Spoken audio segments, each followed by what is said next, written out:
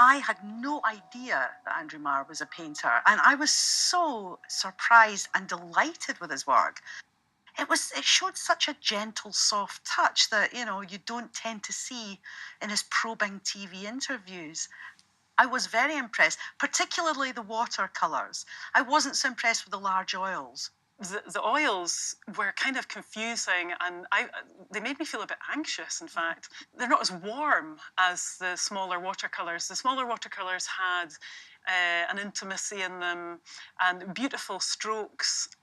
Sometimes, they splashed right off the page. These are not the daubings of an amateur. These are the works of an accomplished artist, no matter how self-deprecating he is about it.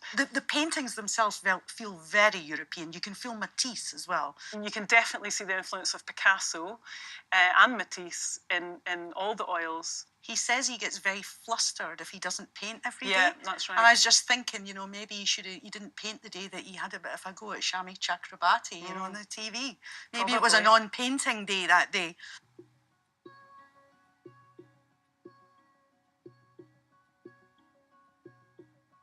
I am to gaming what Donald Trump is to international diplomacy. The design room is quite intimidating if you're a non-nerd. It's kind of a grey dystopia. It's very dark. There are, huge grey screens. I find it quite an oppressive thing to visit. You don't get the sense of time passing, and not in a good way, in a kind of feeling that you're trapped. It is very intimidating. It's dark. There's kind of lots of noises and the noise feedback. Was bad. And you do lose the sense of time. The disrupt part of the exhibition I actually thought was the most interesting, although it's the least visually commanding space. It was about dealing with sexism and racism and homophobia in the games industry and the people who are trying to disrupt that. The disrupt room was my favourite as well.